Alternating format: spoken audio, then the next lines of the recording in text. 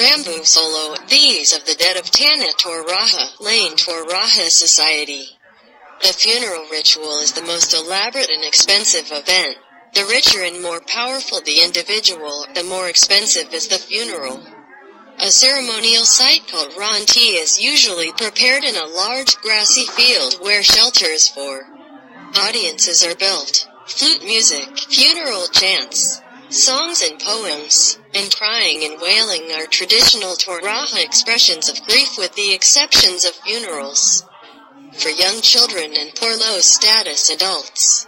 Toragans traditionally believe that death is not a sudden, abrupt event but a gradual process toward Puya, the land of souls, or afterlife.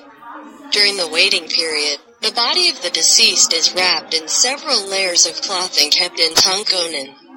The soul of the deceased is thought to linger around the village until the funeral ceremony is completed. In Toraja, a person is not considered dead until the last ceremony completed.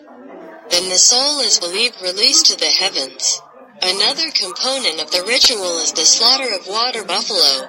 The more powerful the person who died, the more buffalo are slaughtered at the death feast.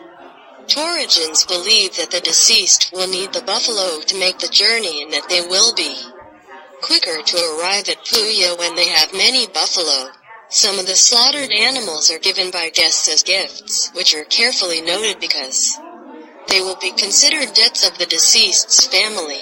Animal sacrifices are made to ensure eternal life in the afterlife and to safeguard the descendants. Visiting the funeral while in the area is the best way to see the culture up close.